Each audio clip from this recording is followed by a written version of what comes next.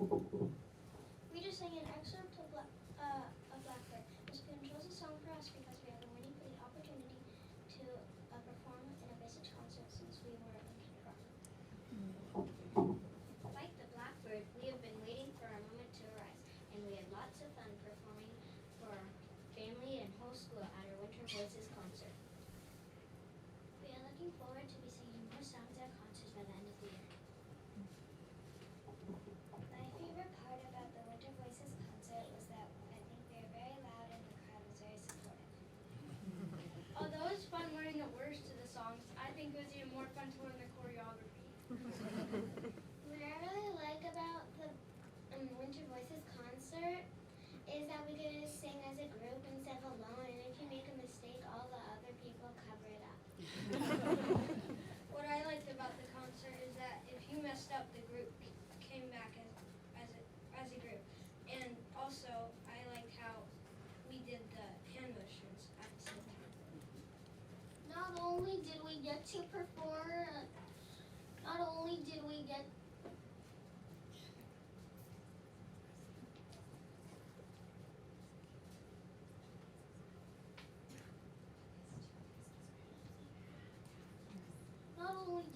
to experience performing at basic, we get to learn about music, sing and play instruments in music class.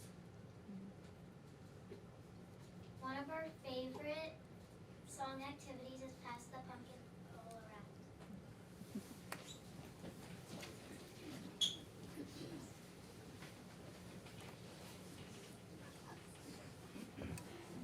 Hear you sing, pass the pumpkin all around.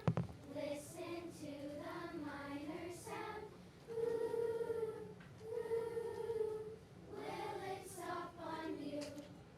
So then the people that end up with the pumpkin would be out. However, we are fast forwarding several rounds, and now this is what it looks like several rounds after.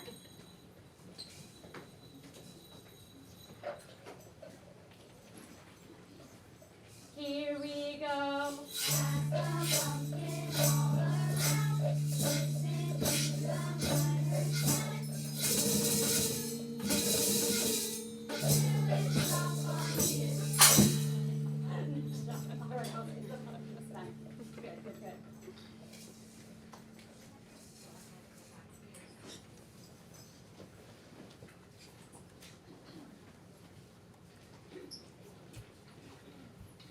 And the next one sticks can start lining up.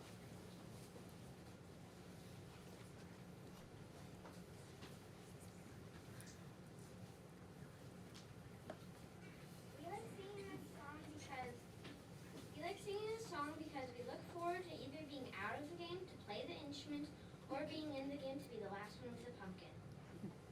Some of the classroom instruments we got to play were bass, alto, and soprano, xylophones, and glockenspiels, tumbado, drums, tambourines, triangles, and scrapers.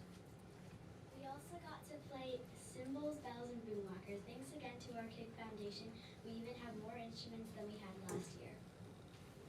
My favorite part of instruments in games is when we play the instruments in unison. All the games that we play in music, but my favorite games are the ones where we put instruments and singing together. It's really fun to do both things at the same time.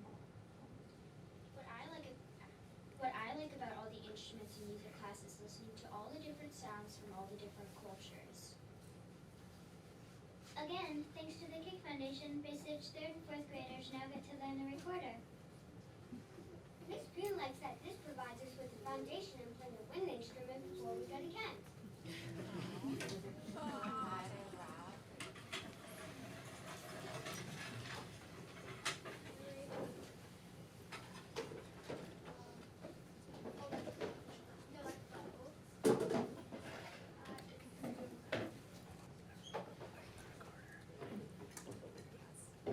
So here's, hold on, don't take out your recorders yet, right? Like, we want to show them kind of like how we got here, because it's not like you woke up and we played hot cross buns in like one day, right? So we learned the song together first, and we talked about like airflow and all that kind of stuff. So let's get our birthday candle up and just practice like blowing into our birthday birthday candle, but with that shape of the embouchure, but like you're fogging that window with articulation as well. Great. And then we went over a lot, like our left hand has to be on top of the instrument, and that's hard for a lot of folks because many of us are right-handed and we always want to put our right hand on top. And it's confusing, so that's a lot of, drilling that there. And now, let's sing. Hot, ready, hot cross buns. Hot cross buns, 1 a penny, 2 a penny, hot Let's cross switch to letter names like B-A-G, ready? B-A-G, B-A-G, G-G-G-G-A-A-A-A, B-A-G. Great, and then we changed to something funky called chicken, bunny, unicorn. And so let's try that together. No hand motions yet, just singing chicken, ready? Chicken, bunny, unicorn. Chicken, bunny, unicorn. Unicorn, unicorn, bunny, bunny. Chicken, bunny. Good, let's get our left hands up, and for now I will be your mirror for now. So we have our chicken because this has feathers here, and this is our chicken. And then show everyone bunny because we have bunny ears, and show everyone unicorn now because we have our horn here for our unicorn. Let's sing it with our new fingering. Chicken, ready? Chicken, bunny, unicorn. Chicken, bunny, unicorn. Unicorn, unicorn, bunny, bunny. Chicken, bunny, unicorn. Excellent. Let's take out our recorders and let's find B together. So once, I'm not going to mirror you anymore, right? So I'm going to use my left hand, which will be opposite of you. So if you're ever wondering, your left hand is the one that's closest to the risers now, right? So now we found chicken. As I look around the room, I like to check to see that everybody has chicken. Make sure you have feathers on your chicken. Don't hide your chicken feathers. Make sure you have nice open chicken feathers. We're supporting with our other hand here. Let's just find B together. Cool. And let's find A together.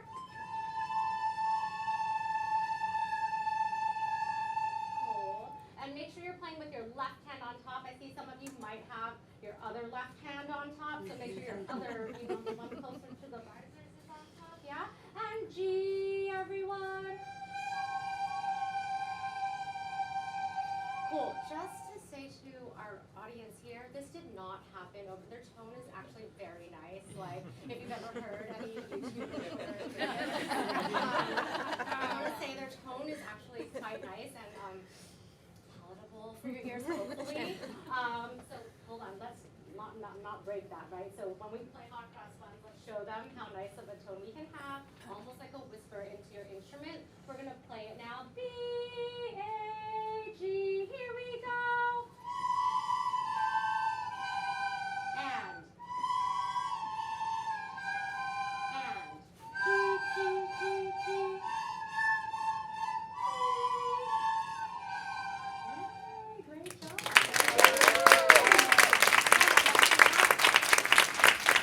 Place the recorders back into your bag, mouthpiece first, and then get your recorders back into your boxes. And once folks is out, I know I have another game that I don't have time to show you right now. We're going to wrap it up here. Starting with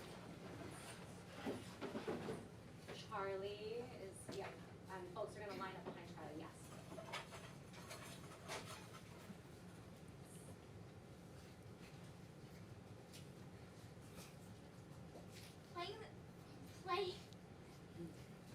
Playing the recorder right makes you feel like you're on top of the world.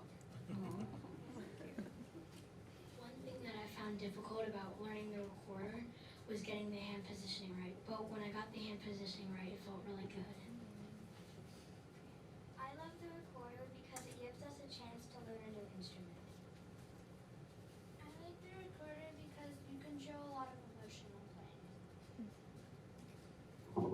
At Bases, we are fortunate to perform concerts through our chorus program, and we are grateful to have the Kick Foundation to support our music in the classroom. Thank you for allowing us to share with you. Do you have any questions for us?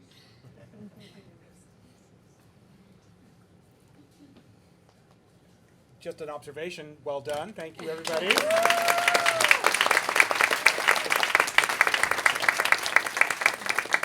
I always love seeing how the building steps of teaching something like that come together, and you guys did a great job of it. Thank you. Any other questions for anyone? I'm just curious how long it took you guys to learn that song, because I thought everyone did such a great job. Yeah, in the back? Evie or Amelia? Evie? Yeah. The dress? Mhm. Yeah, Evie. Oh, can you answer loud from back there? Yeah?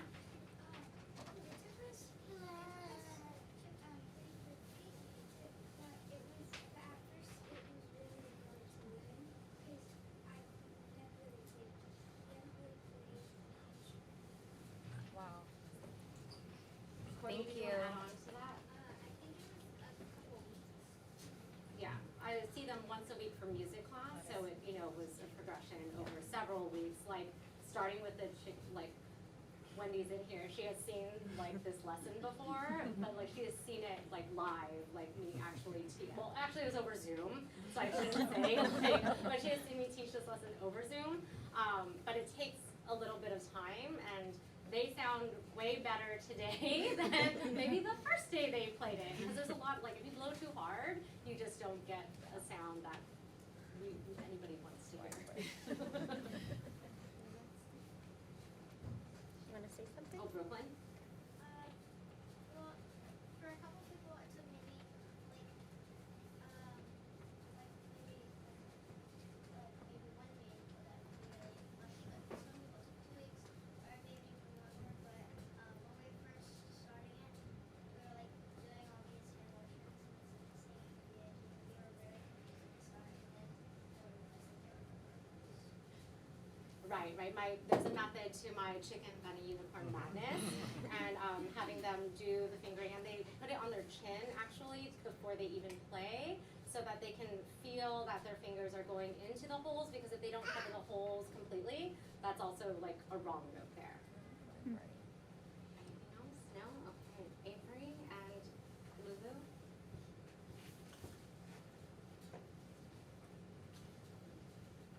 Thank you, KSD Board, for giving us this time to share.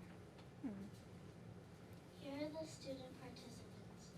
Let's go like through the first line, just coming up here. You can say your names just so like, the board can know who you are, and then like we'll kind of snake this way. I can't record, it's not very long, so you're gonna have to like come up here. So stand up, and then you can say your name into the microphone. Viv, And then kind of go to the where like Brooklyn is, and then we'll come this way. Ellie, Lulu, Brooklyn, Dylan, Lisette, Avery, Olin, Charles, Talia, Haley, Georgia, Campbell, Mary, Roxy, Harrison, George, Courtney, Carolina, Patrick, Lucas, Gemma, John, Evelyn, Amelia. Thank you, everyone. Great job, listeners. Thank you, families. One more thing. Sure. So, just for everybody to have, we have an education showcase at each board meeting at the beginning. And so I had spoken with Ms. Poon and I said, hey, so, we're gonna have a showcase, it's gonna be music. And she said, well, about how many kids? And we said, well, however many, right? And so she came to me, I think it was at the Christmas concert, where she said, hell, there's so many that wanna participate, like, I can't say no. I said, don't say no, right? And so proud to have all of you here tonight, and parents coming out in this beautiful weather, right? And just, Becky, all that you do on behalf of the students here at Basic School, it's pretty phenomenal. And I know we have our KIC president here, Noah. All that KIC provides for us to be able to offer such a rich opportunity for our students, I feel like we're so very lucky. So thank you all very, very much.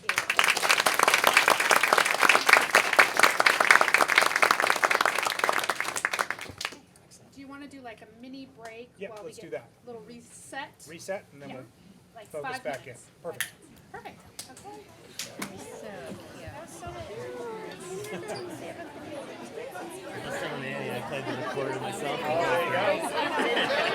Remember being in the basement of a church somewhere. For the fourth grade concert, which is the last year at basics, right? Fifth grade starts in preschool. And so my son was last, elementary school concert, and they don't do like events, they do sometimes they sing. Oh my God. It's never gonna happen again.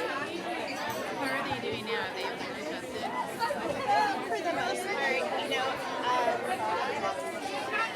I think they are.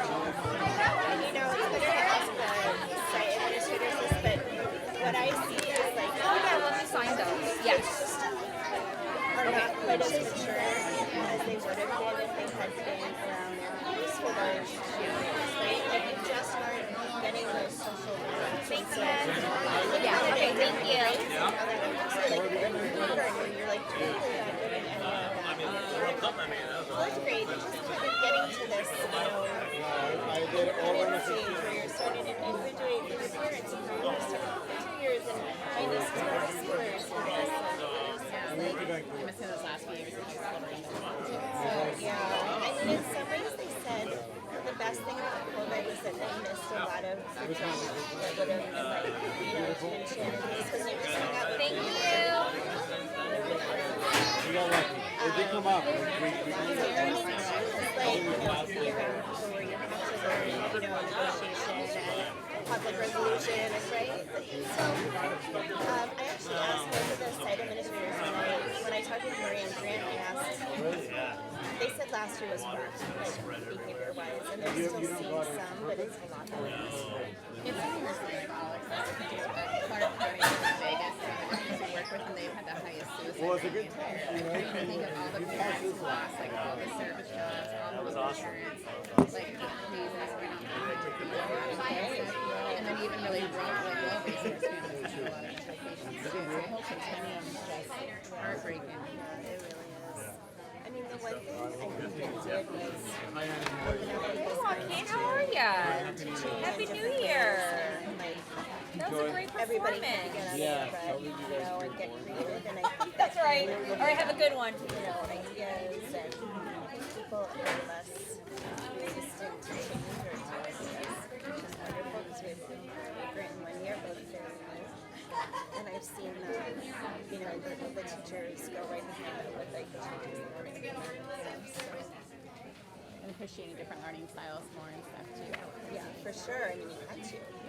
Like there were some kids who thrived being at home and doing this online, you know, especially like kids girls and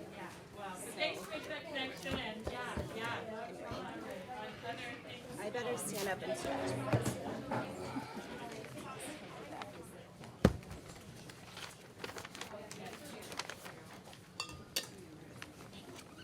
Ooh, now there's no one. Everyone's cold. Scooch up a little. She wants to scoot us up a little bit. Feels like we can fall. All right, I'm gonna scoot you guys forward. Third right out. Okay.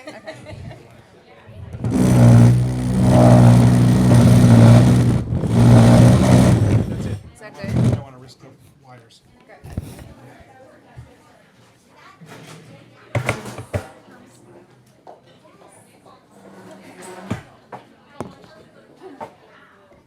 Raquel, are you coming back here?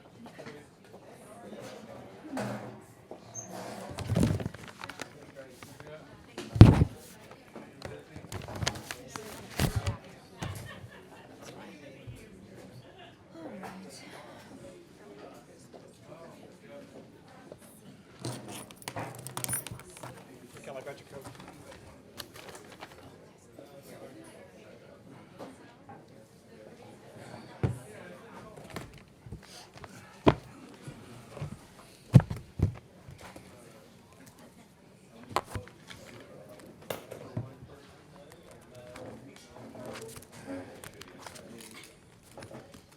Okay, now to the fun stuff.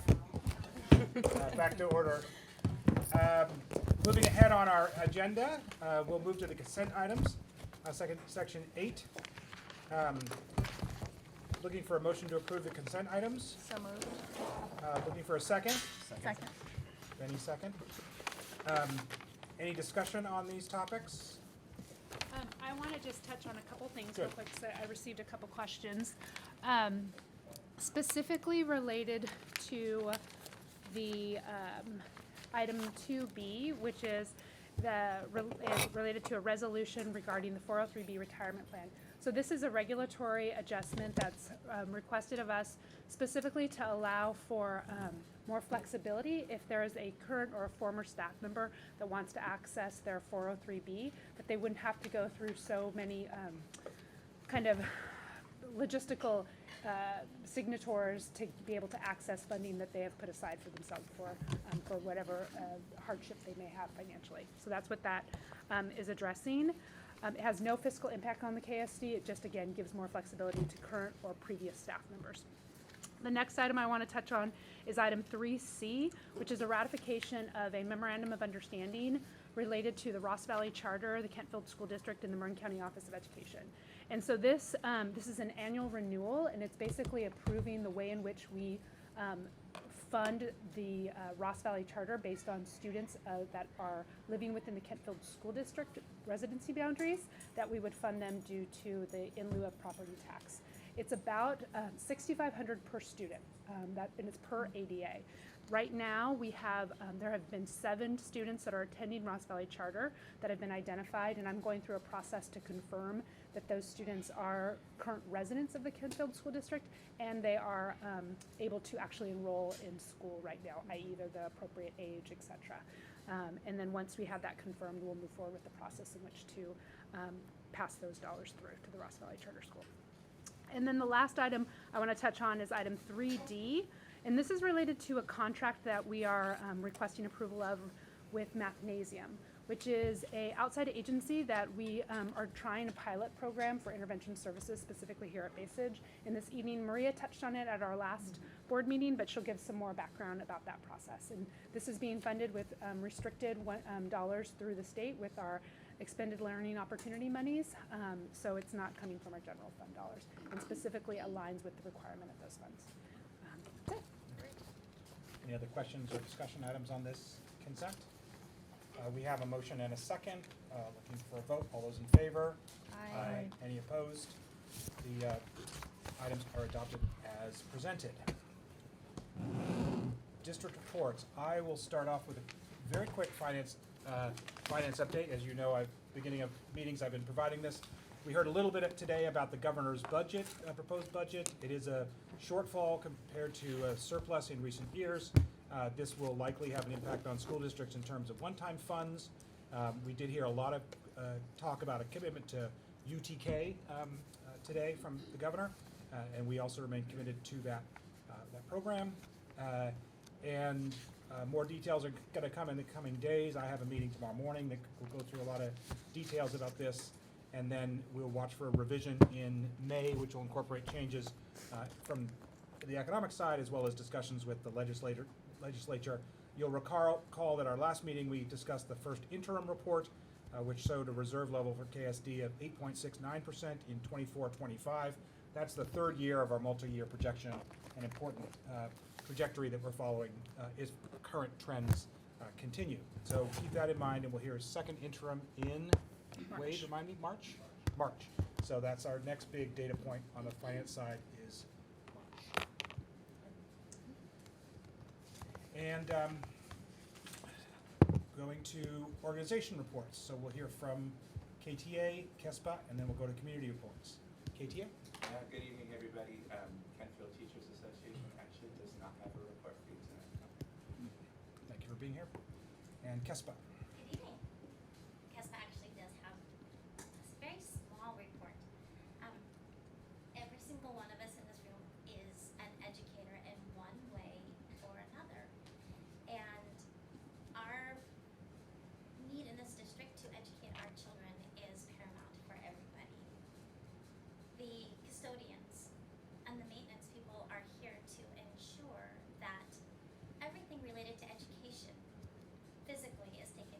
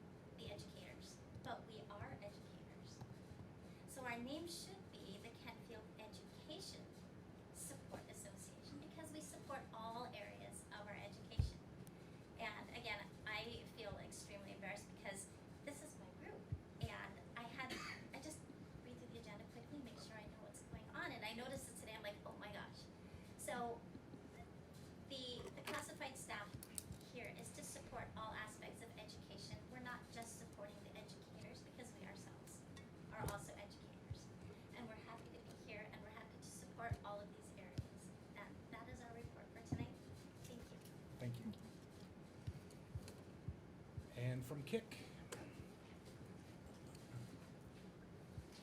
So, you all know me, but I'm Noah Wheeler, the president of the KIC Foundation. And first of all, just wanted to thank Becky. I don't think she's here, but all she's done with the music program at Basich. And we're really lucky to have this well-rounded program here, from singing to instrumental music, learning how to read music.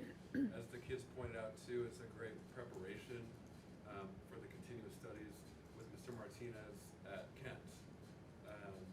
And our community is just so lucky to have such a trained, seasoned educator like Becky Poon at Basich. And next, let's see, the Family Giving Campaign update. That's the big kahuna of our campaigns, where we're aiming to raise $1 million. We're at a great spot for this time of year. We're right about at the $800,000 net of campaign expenses mark from 307 donors, which is about 80% of the million. And that's a great spot to be at this time of year. It's about 16% ahead of last year this time. And the KIC Board will be continuing to fundraise over the coming months to get in that next 20%. And we're confident that we will reach our target. Thanks to all of the families who have donated so far this year. Together, our collective donations make a huge impact on the quality of our schools. And a few other updates. The Kent Musical, the registration was announced this week, and it's now open for all Kent students who want to participate. It's going to be the Lion King, and KIC is very proud to sponsor this program, which is offered free of cost after school to any Kent student who wants to participate. And I want to thank Grant and Wendy and Raquel and for getting this program across the finish line, and all the hard work and support. Thank you guys. Direct funding update. So this is probably good for some of the new board members here. You know, if we have any access over the commitment to the district, then what we do with that is we allocate those directly. We work with the administration, Raquel, and the rest of the administration on allocating those funds in the next school year to high impact projects related to enrichments or facilities. And so far, this year we have funded additional instruments for both Basich and Kent, the Basich Drama Program, the Kent Musical, upgraded basketball hoops at Basich, and also the Impact Self-Defense Program at Kent. And again, I just want to thank you, Raquel, and the rest of the administration for working with us and getting these efforts across the board. And the final update is a fun one. Our spring auction has been announced, at least the date and the basics. So it's going to be on May 6th. So everybody save the date. The theme is School of Rock. Super excited about that. Pretty open-ended, right? You could go for, 90s grunge, 80s hair. You could go Elvis. You could go Britney Spears. There's a lot you can do. And the online auction is going to be from April 27th to May 4th. The main auction is May 6th. It's going to be at Bimbo's 365, where we had our auction last year. Notorious the band's playing, DJ Greg. Either way, we're going to be keeping the community involved in the coming months, promoting it as things progress, and also on ways for the community to participate.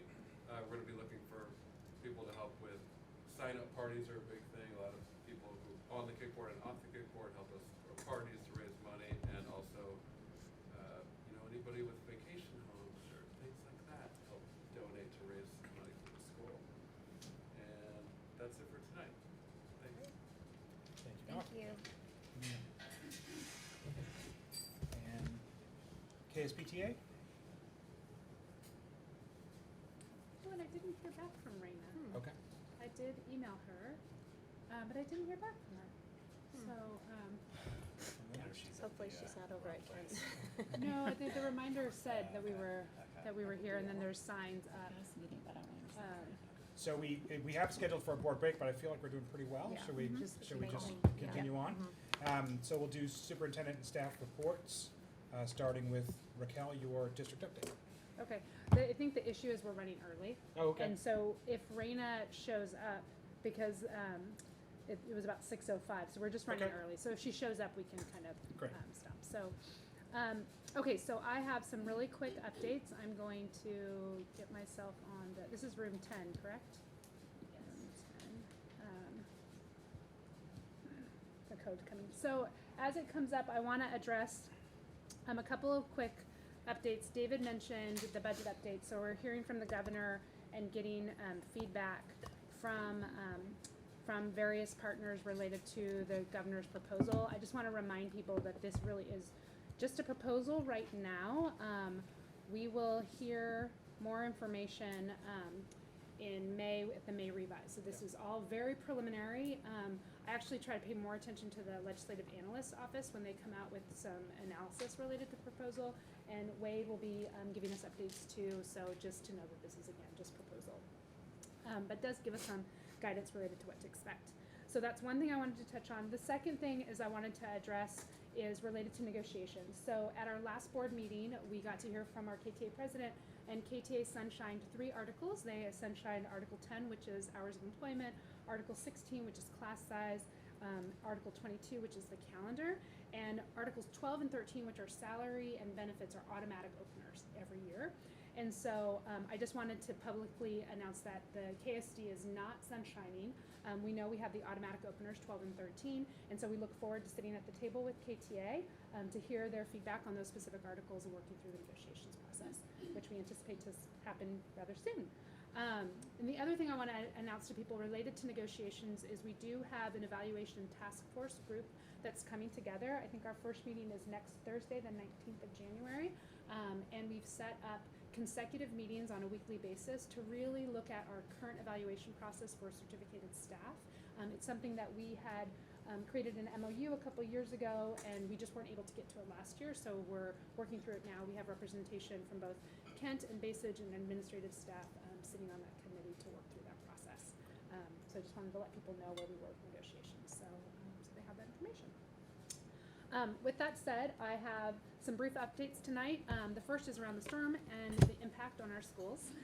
The second is related to facilities and deferred maintenance. Specifically, I want to highlight the closure of our bond and the Citizens Oversight Committee.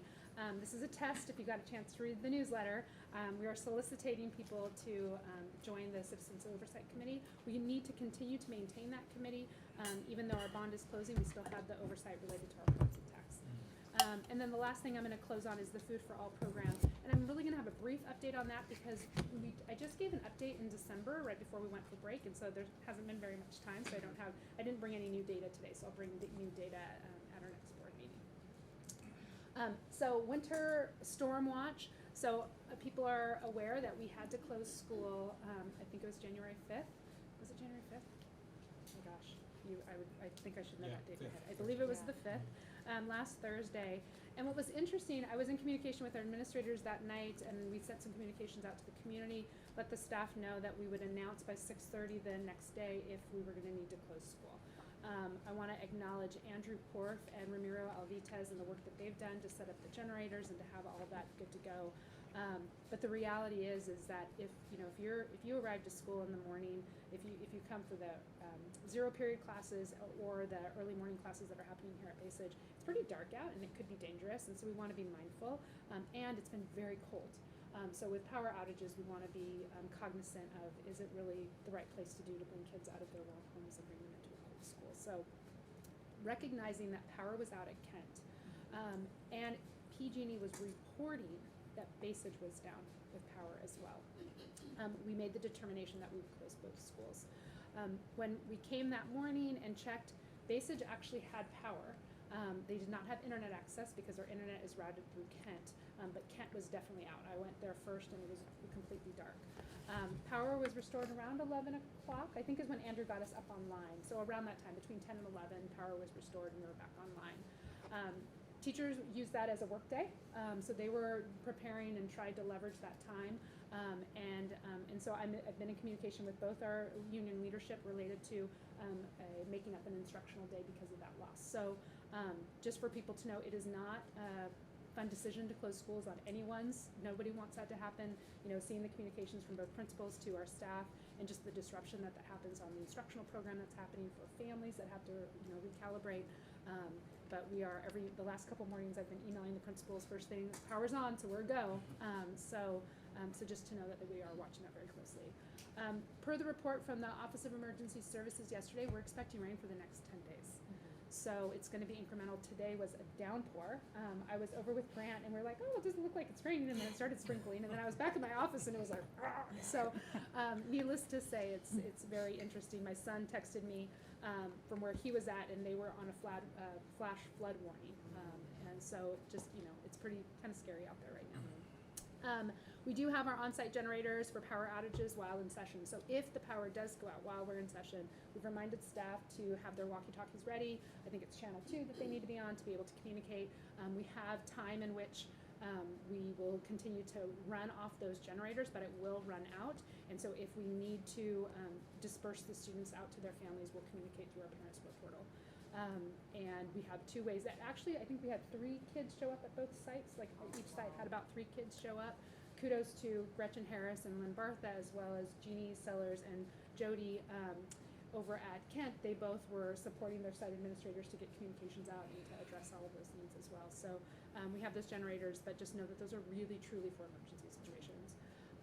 And then, as I mentioned at the start, we are continuing to monitor what Office of Emergency Services states, as well as what the news is telling us in those various websites. So, you know, we'll get through it, and before we know it, there will be, you know, the blossoms out there and living springtime, and complaining that it's too hot.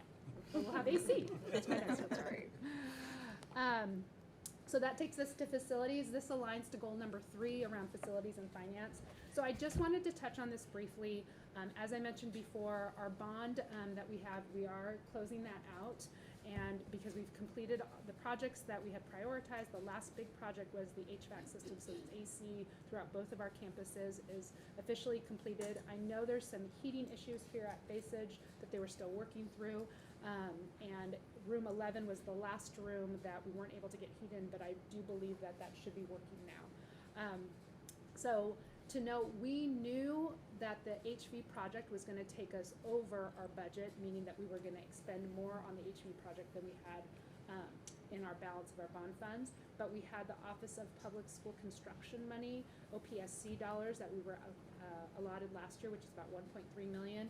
That was to support modernization. So we've tapped into those dollars, and the next big project that we are going to try to complete will be a security fence along rooms 1 through 3 over at Kent. This has been an ongoing conversation prior to the pandemic, and then we've had some conversations this year. We had a preliminary quote prior to the break, because the hope was that we would do it over the holiday break or the winter recess, but the quote was extremely higher than we anticipated. I don't anticipate that it's going to cost much less than that quote, a little over $100,000, but I think that it would not be appropriate to not bring more than 1 quote forward to the board for approval. So that's why I've asked our director of maintenance to go get a couple more quotes. The hope is that we would be able to do it at the midwinter recess, worst case scenario, the April or the spring recess. So that is the plan, and that we would use, again, the OPSC dollars, that $1.3 million. The next big things that are just kind of on our mind and being mindful of is the roof and the solar. So we have some leak issues, and so I have asked Ramiro, our director of maintenance, to get us some quotes related to roofs, specifically looking at our big facilities, the multipurpose room, the gym over at Kent, the community center here at Basage, and the libraries at both school sites. And so we got a preliminary quotes, but again, we need multiple quotes for that. And thinking about the additional OPSC dollars that we will be receiving. So if you recall, we got notification, November, I think it was, that we would be receiving some additional dollars, but that is going to be quite a pricey item. So one of the things we're talking to the Finance Committee, which they're coming back together on January 17th, will be kind of what's our long-term plan related to facilities. The next thing that comes into play is related to classroom space. I think I mentioned before, there's just conversations with our site administrators about just numbers and rooms and what's happening, but one area that we're seeing the growth and we're anticipating is our transitional kindergarten program. And so thinking about that program, and as that expands year over year, do we have the adequate space for it here, and then how does that have a domino effect on other spaces around the campus here at Basage? So that's just something to also keep in mind. So this board will get the opportunity to look at our deferred maintenance list that we had from a couple years ago to kind of start. Ramiro and I will be setting up a meeting with both site principals to do a walkabout of the sites to see if there are other items that are not on that deferred maintenance list that are of interest that they're hearing from staff that we need to get updated or corrected or fixed. There are other little projects happening that are kind of special projects. You heard Noah mention the kind of overage money and the money getting spent in this current year. So one project that is being worked on right now is a library refresh over at Kent Middle School, and so Grant has been the lead on that, so that's really, really exciting, and again, thanks to KIC to be able to offer us some funding to do that. Some of the outside space here at Basage in the basketball courts, specifically I want to say we're calling that the PE overage budget that we're utilizing, and we've actually leveraged that between both sites. So originally it was kind of here at Basage, but we've utilized some of those dollars to support some projects over at Kent as well. So I just wanted you guys all, I wanted to kind of publicly announce some of the thoughts in mind that we're going up related to deferred maintenance, and we'll talk more about it in board governance and then here at these board meetings. Hey, Raquel, quick question on just with the storm and our roof patches, do they hold up, or have we been like, is there any issues that we should be aware of? Yeah, they're holding up pretty well from what I'm getting, the feedback I'm getting. There's like little leaks here and there, but Ramiro and his team are responding to those rather quickly. Okay. I mean, I'm gonna look to the principals. There was a roof tiles, like literally this morning. Oh, wow. I wasn't aware of the that. community center today. But it just happened this morning during Carolina. Oh, no big deal. No. Roof tiles. It's windy, it was really windy today. And so there's more evidence that we need a new roof for the community center. And then they were laughing. Oh, no. Oh, no. So, So but helmets for I think you were Carl. asking leak though, right? Yeah, I was just saying. Not if the roof is flying off. So we'll follow up on that one. That's right. Okay, so, and the last thing is the breakfast and lunch program Food for All. So this data and the information here is not new. This is the same information I presented at our last meeting. I will say overall, the program is continuing to operate.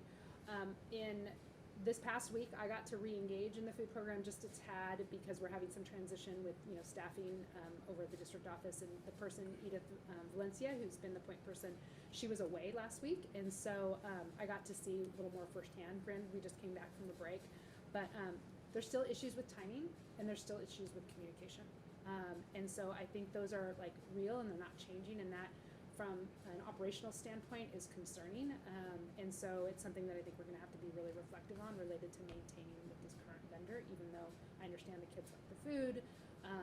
It's just that's hard for our site administrators, our point people at the sites to have the dependability, so I just want to name that up front. I'll follow up with our vendor about some of that feedback, but the good news is that, as you know, we're spending close to $500,000 on this program this year. We are staying within budget, which is nice, but the reality is this is significantly impacting our general fund dollars. And so, I continue to recommend that we move to the National School Lunch Program. I think our finance committee feels that way as well. I think our subcommittee feels that way. I think I've heard this board also express that feels like the right way to go. Wade, myself, and Edith had the opportunity to speak with one of our, I think I showed this last time, with one of our districts about the opportunity to partner. And we heard back from them right before the break after our last board meeting, and they confirmed that they would be open to really having that partnership, which would mean that a lot of the logistical pieces that were concerned that we heard from Midge and from Kirsten wouldn't come into play because we wouldn't be kind of the overall overseer of the National School Lunch Certification Program. We would be a kind of arm of the program of one of our partner districts, if that makes sense. So I think that's a real great opportunity for us. And a real nice way to show shared services between school districts in this county. So, and what that school district is talking with me about is they want to maintain a flat program, meaning that it's not costing them anything, they're breaking even. And so if we get to do the same thing, that would be great. just to remind people, we were spending about $90,000 annually on this program prior to universal school, prior to a Food for All program. So we were always expending something as a school district, but it wasn't to the extent in which it is now. So that's just an update to provide, and I think that's good for us as we look at challenges that we've had related to finances and how that happened. I think that's it. I'm ready Quick to. question on food. When does the task force come back together? Oh gosh, March? testing me. Is it on my slides anywhere? We came together in, what month are we in? We're in January. We came together in December, January, February, either late February or early March. Okay. And then what happens on a day when we cancel school like we did on the Thursday? We have to eat that. Yeah. Because it was that morning. It's too late. Had we been able to do it the night before, maybe, but, I did follow up, like, what could we do with that food? It was macaroni and cheese. So that's not an easy There's not thing much to like yeah. save and then bring back, and then if you have macaroni and cheese, and what was the Friday? I think it was teriyaki chicken. What do you want, macaroni and cheese or teriyaki chicken? I mean, if we thought that's not gonna go for a smooth food service day. So, so anyways, yeah. Any other questions? Okay. February 6th. February 6th. Oh, the next one is thank you. February 6th. Nice. Okay, I think we're ready for our principals to give a update. Okay,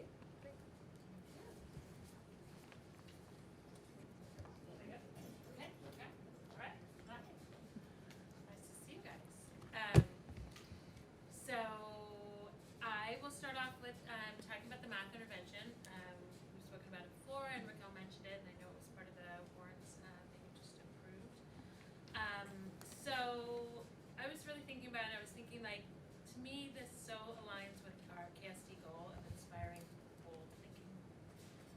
And I was actually a member of the strategic plan committee when that language came up, and I was like, I don't really see myself as somebody who's particularly bold, and but I feel bold with this initiative, and we launched it today, so we're trying something new.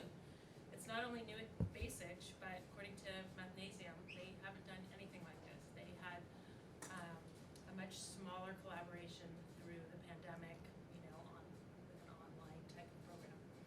So what is it? It's a morning math intervention class in partnership with Mathnasium. Our Basic teachers used assessment data to identify students who are not meeting grade level standards and could benefit from intense math intervention. Anne Marie and I pared that list down because that initial list that we got from teachers was more than we could accommodate, at least right now. And so we pared that list down and invited 25 students. So those families got a letter from me explaining the program, together with a physical permission slip form that they would sign. And I really emphasized that regular attendance was expected. So it's 3 days a week, Tuesday, Wednesday, and Thursday morning, 7:20 to 8:05.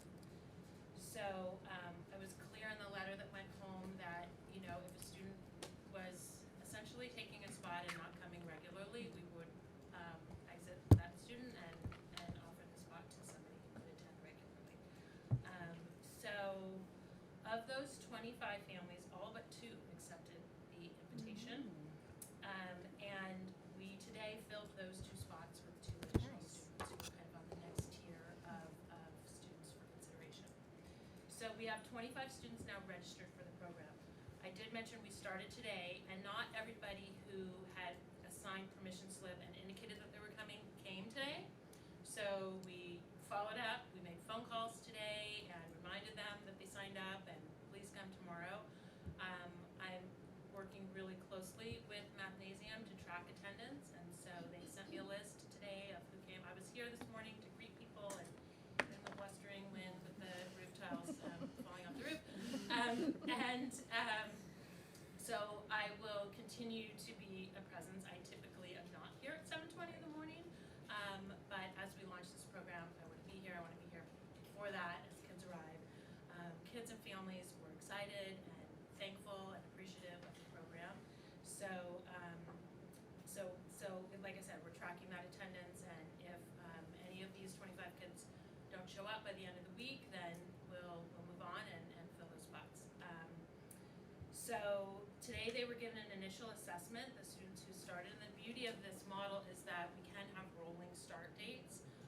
So students are given an initial assessment, and based on that assessment, they put together a binder for them that takes them through a series of math based on where they are. So they work at an individualized, pace and differentiated instruction based on where they are. So today everybody was there, took an initial assessment. Tomorrow the returning students will be moving on to their binders, but then students who weren't there today who come tomorrow, they'll do the initial assessment.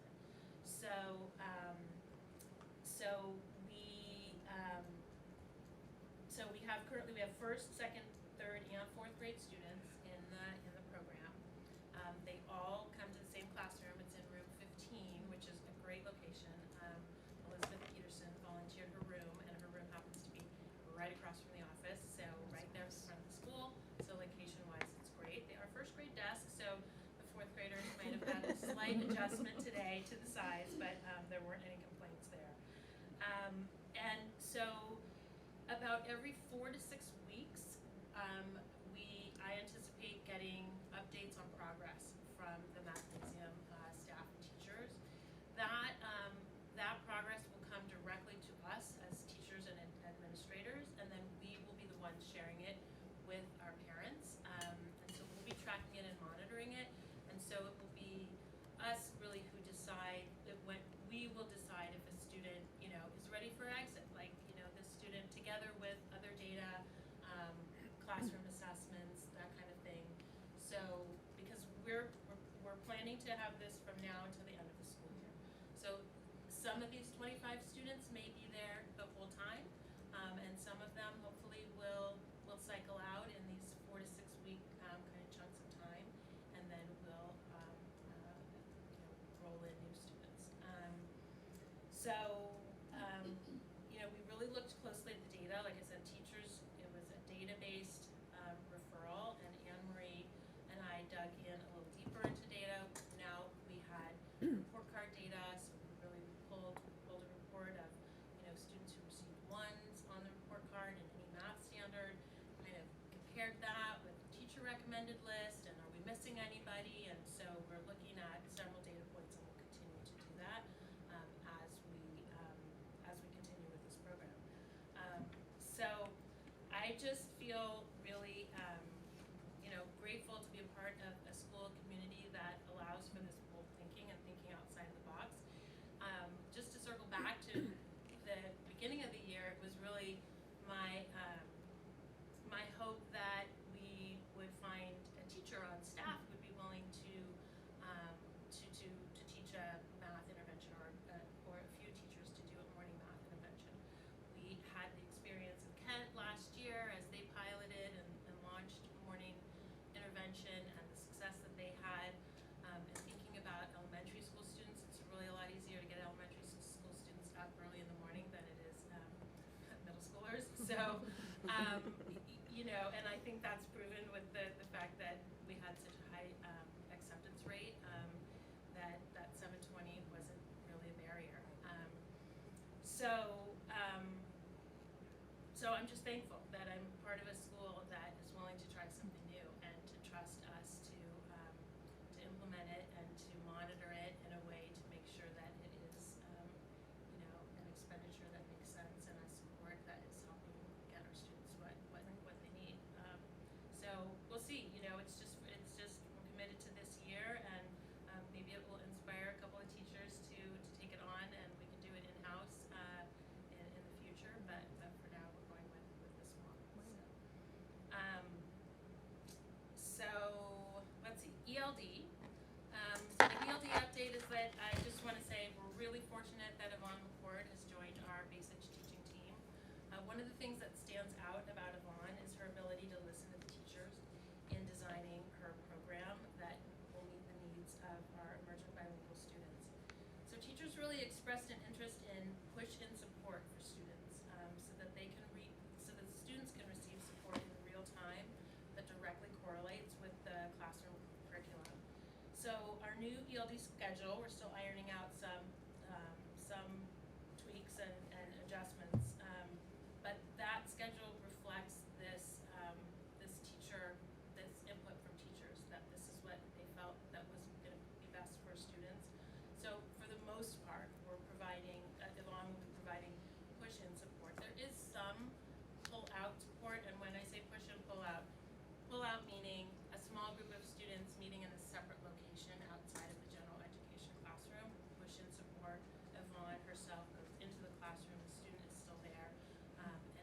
working right with the student at their desk, or maybe working it with a small group at a back table, but in the classroom. So that's the main difference between those two.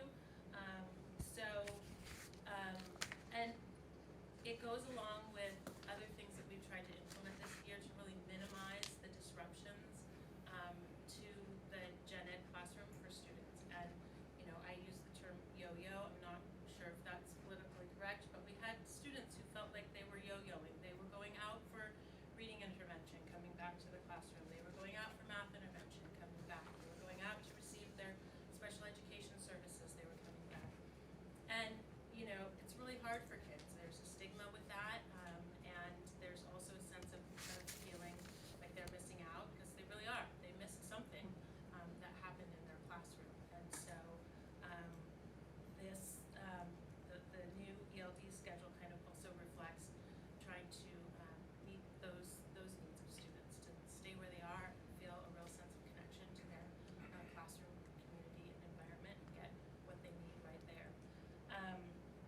So along with ELD, last Wednesday, we had a live professional development webinar. So it was in real time, and actually because of the storm, I sent everybody home to the safety of their home. So we were having a little bit of PTSD from the pandemic because we were on Zoom again. But we had an hour with the Lexia English trainers, and so a little bit more tools on how to implement the Lexia English program, which we are doing a pilot that ends at the end of February. So teachers had already started using it with students, and so this was a training to kind of boost the effectiveness of our use, and hopefully to inspire those who hadn't quite started to get started with it. So between now and February, sometime in February, I'm going to be monitoring the usage closely and the progress closely so that we can make a determination as to whether we want to continue using this across the board for the rest of the year and going forward.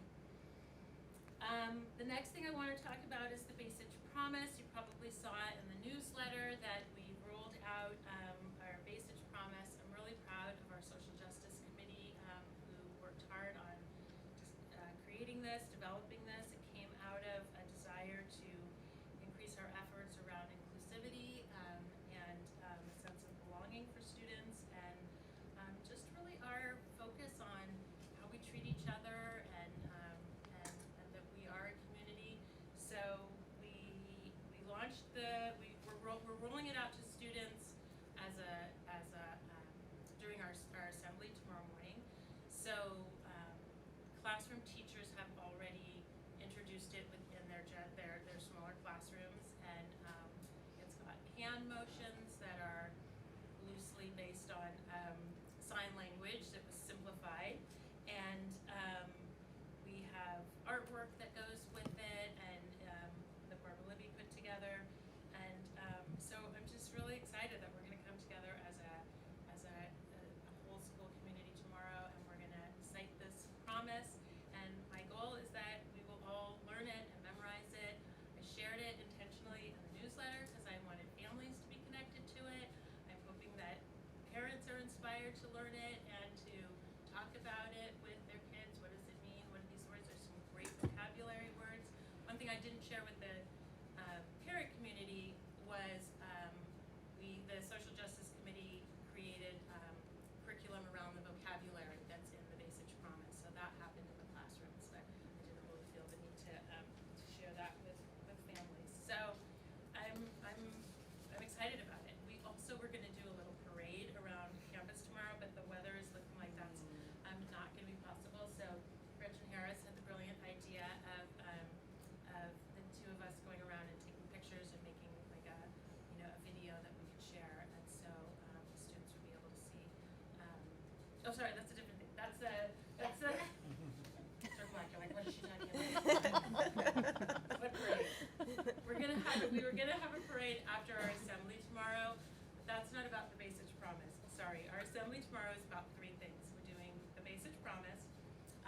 We have our character pillar of trustworthiness, which we're tying in with learning about Dr. Martin Luther King and celebrating and honoring him.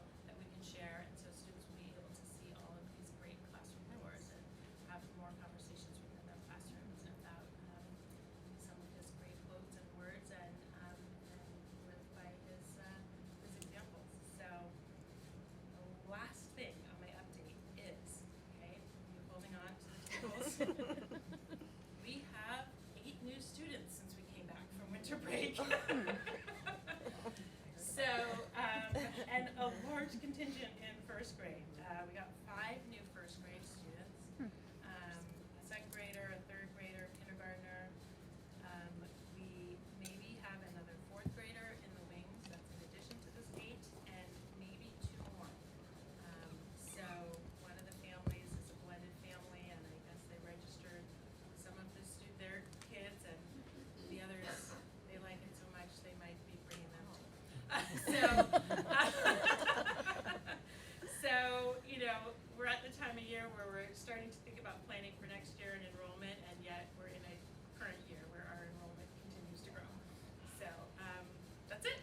Wow. Any questions? Yes. I just, again, want to just applaud you for taking, doing something different with the mathnasium. I'm really excited about it. We'll see how it turns out, but like, I'm glad we're even taking a chance on it. My question is, we had 25 students that enrolled, but we said no to how many? Well, it's not really that we said no to how many. It's, Yeah. I think maybe what you're asking is how many were on the list that teachers Initial list. recommended. Yeah, and then, So I think the initial teacher recommendation list had 40 students. okay. But one thing I want to point out, because Amory and I did do a real data dive into those 40 students, and very few of them had 1s on their report cards in mathematics. They had 2s. Okay. So, you know, a 2 on the report card in any given standard means you're approaching, you know, mastery of that standard. A 1 is more concerning, right? You're below. Like a 1 to us is you're below grade level standards in that area. A 2 is you're approaching standard. So what you need is different in those 2 scenarios. So fortunately, we did not say no to any student who had 1s in math. They are either students who are already receiving math services through an IEP, through special education, or they're here. With one small exception, there were a couple of students who in math had 2s and 3s in some areas, and would have 1 area in math, usually 3rd grade multiplication fact fluency, which was a 1. That is one of the, I was going to use the word easiest, also I use it because no other word is coming to mind, but that's one of the easier standards for a classroom teacher to really do some boosting in the gen ed classroom. It doesn't by itself necessitate an intensive pull-out math intervention, just because you're working on math fact fluency for multiplication for a 3rd grader. So I can say with confidence that students who have 1s on their report card in math are going to be in our mathnasium class. Some of the students who teachers thought could benefit from it, but have 2s, didn't make that initial cut. Got it, okay. So, and like as we do this rolling, right, so as kids maybe move and exit, then we can look at that. Yeah. And also, we'll have, this was based on trimester 1 report cards. Obviously, we'll have trimester 2 report cards, so we'll see some growth as well. So we'll be looking at all of that. Can I have you elaborate just a little bit on if a child had a 2, let's say, and they didn't get the opportunity to get into the mathnasium program, are there other opportunities? Can you describe other opportunities that teachers are utilizing right now during the school day to address those needs? Really good question. So, a couple things. One is our win time, which we're putting a lot of additional effort into both planning and training around best practices of how to maximize the effectiveness of that time. So our win time is a 30-minute block of time that's built into the schedule, and WIN stands for what I need. And the idea is that it's a 30-minute time in the day where teachers are not teaching new material. So students who might need special education support or ELD pull-out support or some reason why they would need to leave the classroom, that would be kind of our first look, like take them from this time because they're not going to miss any new instruction. And then what remains is usually most of your class, and so the idea is that teachers, based on assessment data, they identify some skills where they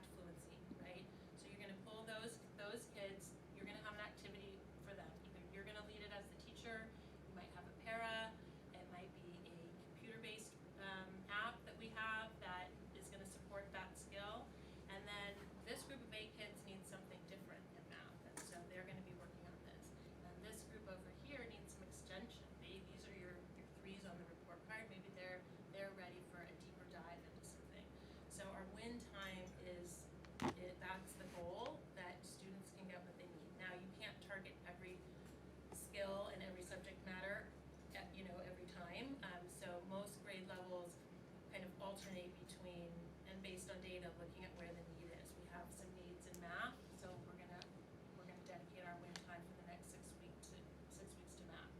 Then maybe we're gonna do reading, so they alternate. They can also share students because across the grade level they have wind at the same time. We are doing a little bit more of that. So 4th grade, for example, just launched a morning. It's only once a week, but across the grade level, they have a paraprofessional who's working with small groups of kids, kids from different classes who have the same need. And 3rd grade is also doing that in reading. So with a paraprofessional, again, they have a group of kids working on reading fluency. That's the smoothness with which you read. So those kids are doing teacher-created and designed lessons implemented by a paraprofessional. So that's one way in which a student with a 2 would get some targeted support. The other is differentiated teaching within the math block. So teachers give a lesson, and then what the kids do with it afterwards could look differently. A lot of times teachers will divide the class into 2 groups, teach the lesson to this group is working on something else with the paraprofessional, and then they switch, and the activities are, the groupings and the activities are based on need. So that's, so this Wednesday afternoon, the entire afternoon, other than the Budget 101, is given to teachers for winter curriculum planning. And we've asked them to, as grade levels, to look at their data specifically for designing, creating their WIN groups and knowing who needs what support in the various areas that they've identified. So we're giving planning time for that. On the 18th on our Wednesday schedule is some time in our staff meeting to talk about different models for using WIN and sharing out some WIN success stories that we've had in various spots. So whenever you do something new, it takes planning, it takes time, it takes collaboration, and so I'm excited that we're moving in that direction.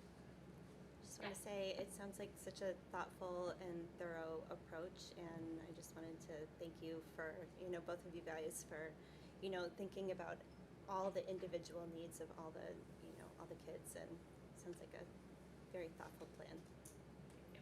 Appreciate it. Great, thank you.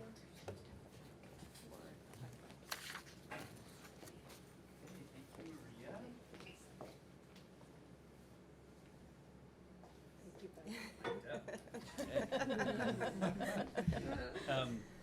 That was really something to be sitting up there. I thought the educational showcase was fantastic, and I had a moment kind of on the bleachers, feeling like it was like, if we're going to continue on the bleachers, it was like an arena style board meeting. There's all these people and the boards there on the floor.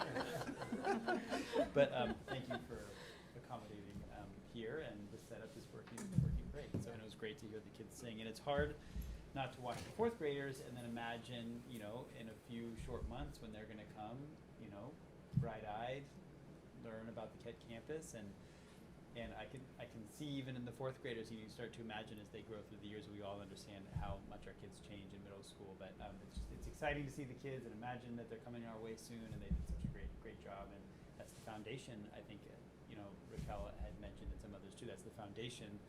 It grows into musicianship at the middle school level with director Mike Martinez and all the things that we attempt to do with kids in music at Kent. So it's really fun to see where it all begins, and kudos to Kick for supporting that program and more.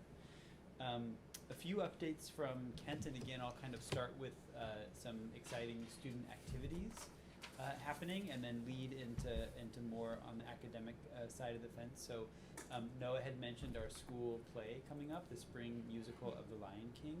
I think I had mentioned at a previous board meeting that in the just initial information gathering meeting, we had 100 students come, and Ashley and Vanessa from North Bay Theatrics were really impressed and in some ways surprised by that number. And we've continued to have high interest. So we opened registrations on Monday, and by Monday evening, the system was telling people that they had reached capacity. So I quickly emailed Ashley and said, "This is open for everybody," and we're at what, you know. And so they're making some adjustments to whether it's going to be multiple casts or another way to ensure that everybody gets to participate. So I think that's just a really good sign that that was an area of need that we had. That we have kids that are super into music and the arts and theater, and we haven't had that outlet for them yet. And I'm hopeful that this is a partnership that can continue into the future, and I think it's going to be fantastic, and we're going to find a way to include everybody who wants to participate. For athletics, we have Kent basketball up and running. Games, there was a few games last week, but this week is like full-on basketball season. There are games every day of the week after school at Kent. In kind of a true fashion of the season. We were playing White Hill yesterday, and they didn't have electricity in Fairfax, and so they brought the games over to Kent. And so the kids played yesterday and had some resounding victories, which of course we want everybody to have fun, and sometimes the kids get super excited when they win as well. We were in site council this afternoon, but my son went to the 6th grade game and was just like bubbling with excitement about how the great energy in the room, and everybody's cheering, and so it's really fun to have kind of the ebb and flow of the athletic seasons. And there's a lot of kids that participate in Kent basketball, and a lot of kids that go out to games, and it's that fun community feel. I don't remember feeling that way about middle school sports. I remember what it felt like with high school. You start to get that kind of school spirit around sports, but there's something about that Kent gym, whether it's volleyball or basketball, there's some great energy in there. Our mathletes headed off to Davidson Middle School this afternoon for a competition, the second of the year, and in the first competition, our kids did exceptionally. And so I'm really looking forward to hearing the outcome from the mathletes competition. This is a 0-period class. Really, a 0-period club might be the better term to describe for students who are looking for an additional challenge in mathematics. And we have 2 coaches who are volunteer coaches who are parents in the community who run the mathletes class club. And they do a bunch of practice problems on Tuesday mornings before school. And then periodically throughout the year, they have these county-wide competitions where teams are sent from middle schools across the county and participate in some pretty complex mathematics problem solving.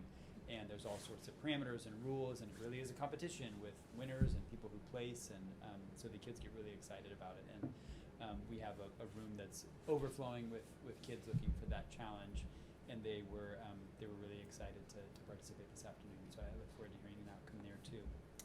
And the last kind of more activities side of the fence I'll highlight is school concerts that are coming up. So here you see the foundation, and I know it starts before 4th grade, so it wasn't quite the foundation, but it's a representation of where kids get through elementary school.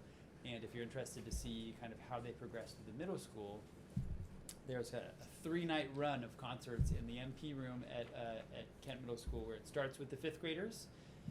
Where we'll have the 5th grade bands and string ensemble present on Tuesday night the 31st. And then the 6th graders come, and that's on Wednesday night the 1st. That's a really interesting comparison because our 5th graders have music 2 days a week.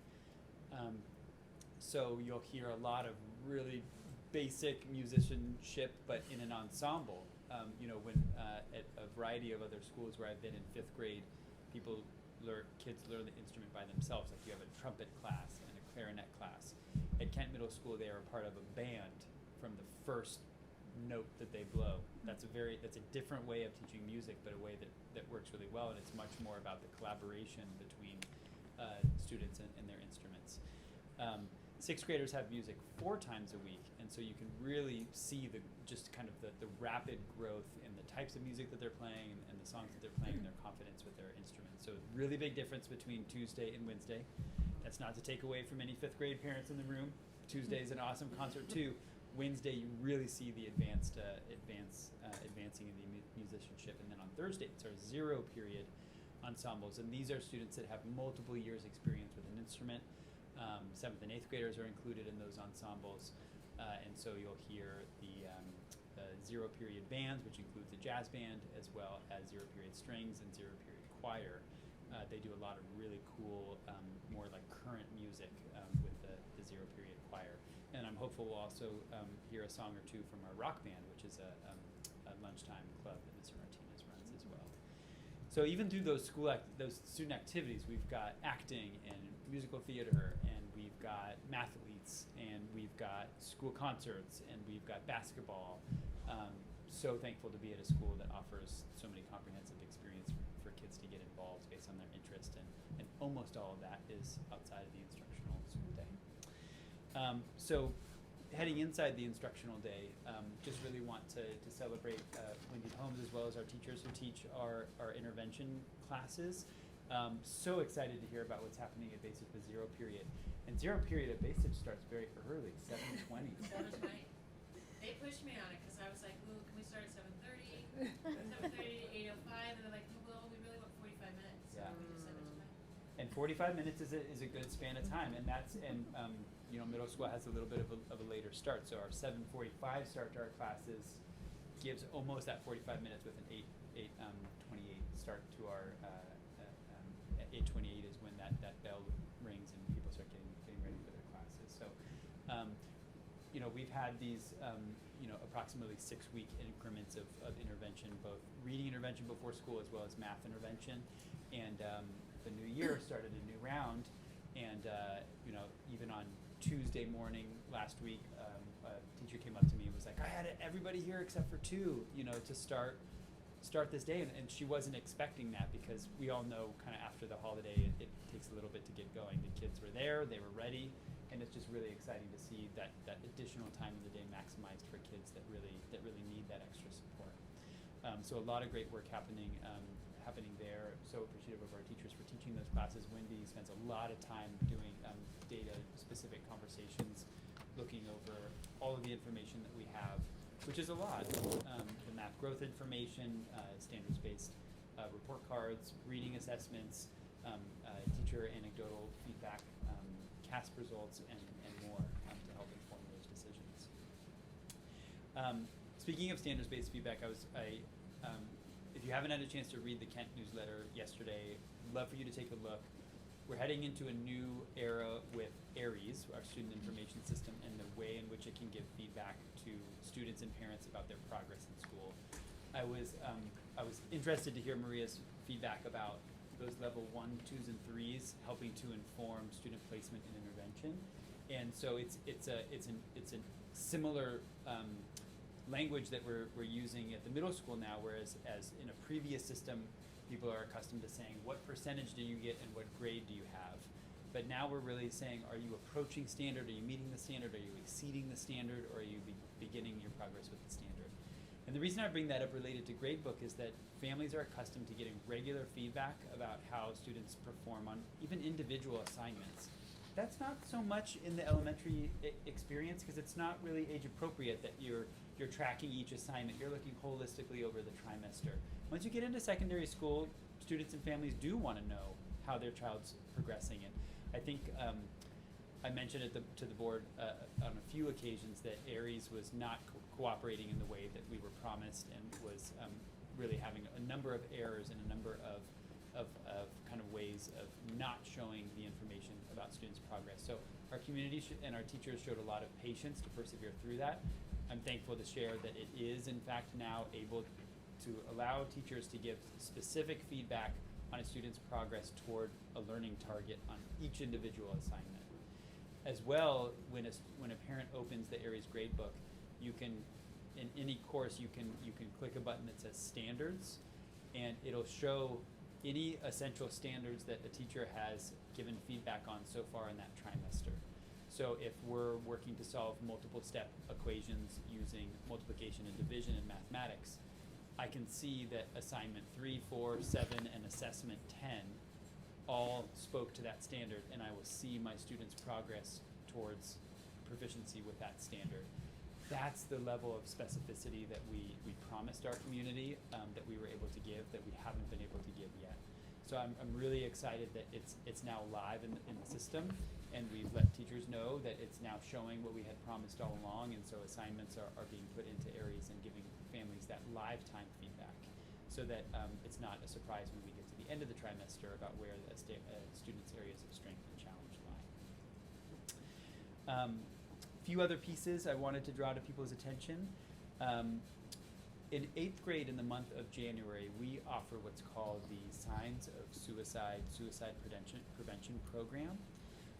This is a really important experience for our 8th grade students to learn the steps that one can take if they're worried about a friend of theirs or a peer or even themselves if they are struggling with challenges in mental health.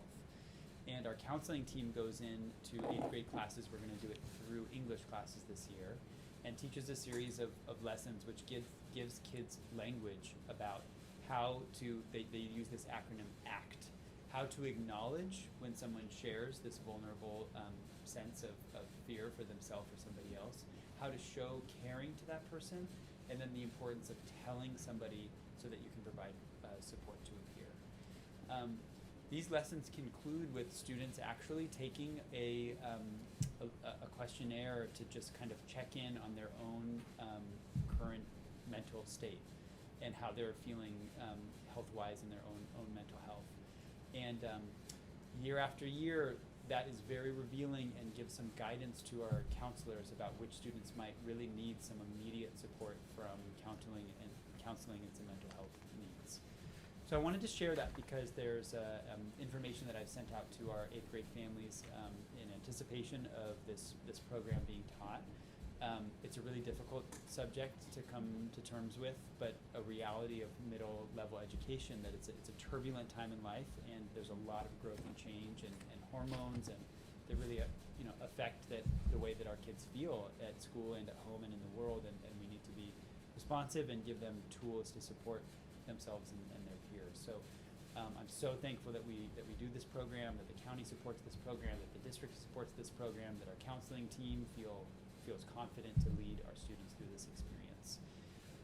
Starting last year, we did a kind of an abbreviated version in 7th grade life skills class because we were just noticing that some of these issues were coming up even in some of our younger students, and so it felt right to give all of our kids in 7th and 8th grade some of the language to help respond if they were to learn that they're worried about one of their peers.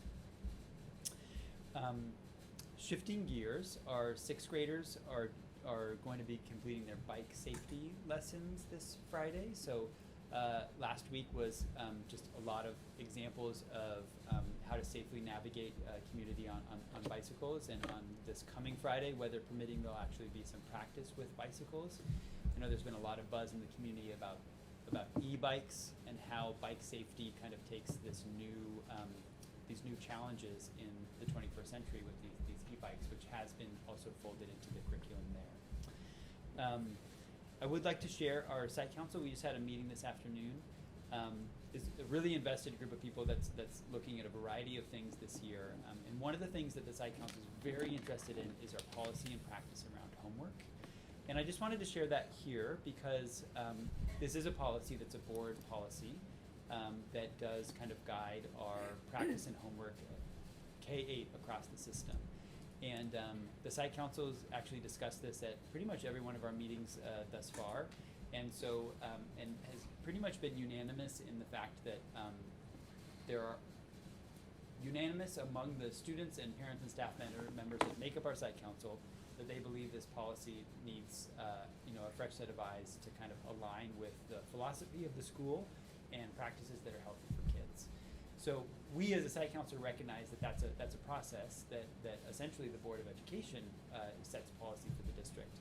But the site council is creating a subcommittee to do a little bit of research, to survey our community, and essentially develop a recommendation that we would like to present to the board at some point this school year about how we might consider adjusting said policy. So wanted to share that because it's public record from our site council meetings, and kind of exciting. I think the last time that homework policy was looked at was in 2007, and it's a different time that we're in, and different things that we know about homework and how kids learn best and how to support them in that time outside of school. And I'll close inviting anybody and everybody who'd like to come to next Friday's principal coffee. That's Friday the 20th. We're going to look more closely at some of what I shared about the Aries gradebook, as well as just have kind of an updated presentation about standards-based feedback, our objectives behind standards-based feedback, and our commitment to the kind of feedback we're giving to students and families going forward. So I'll close there and answer any questions that people may have. I have a quick question. Yeah. Regarding Aries, you know the live feedback that the teachers are giving now or updating or uploading, does that mean that all teachers, are they providing more regular feedback then to the students?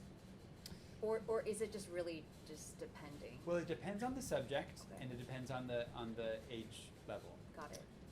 But providing feedback to students is one of the key tenets of instruction. And so it happens in a variety of ways. One of the things we've talked about this year is the use of proficiency scales, which really give language to students about what approaching a standard might look like.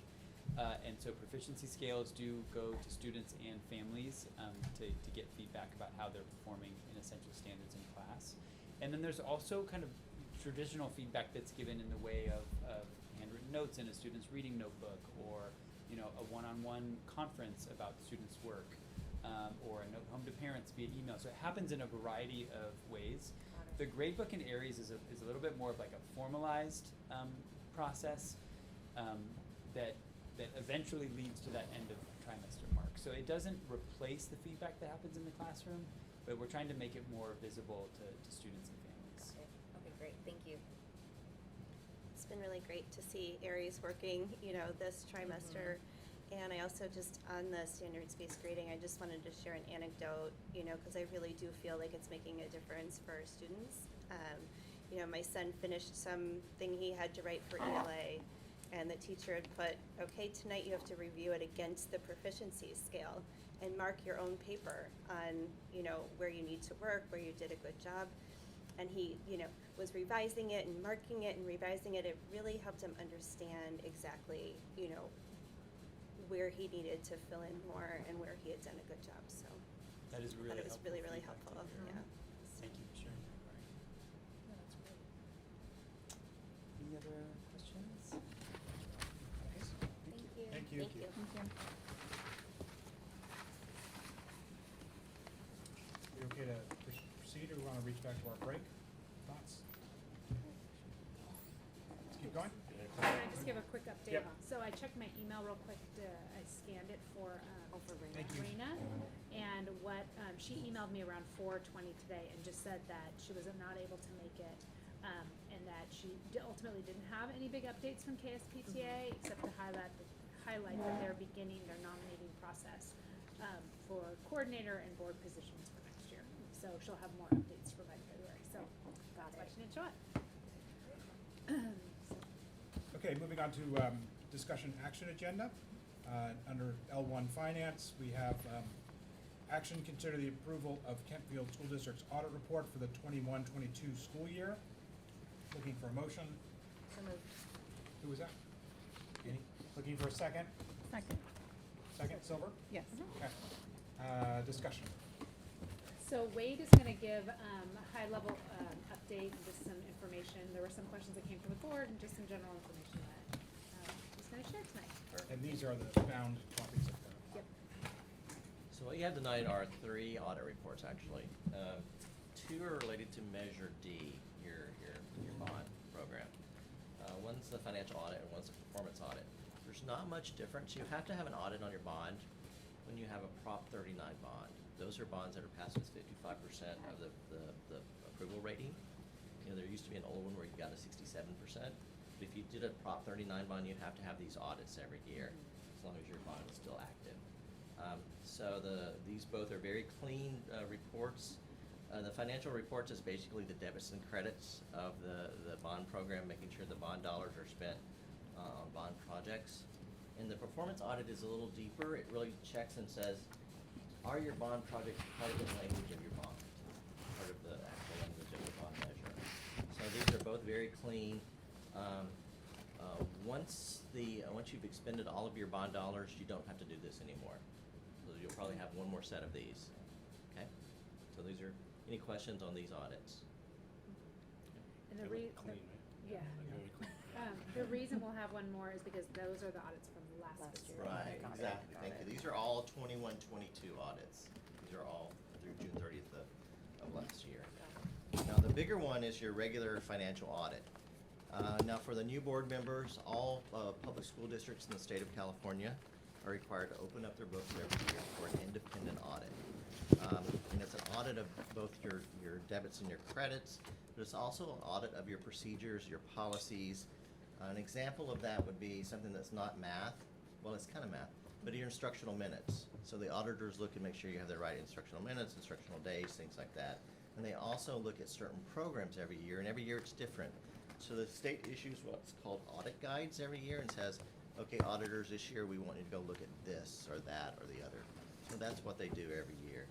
But in general, you get this every year. This is a long process. The auditor starts this process in the spring, and they finish usually around October or November each year. So it's a very long process. They'll come 2 or 3 times to the district office, collect data.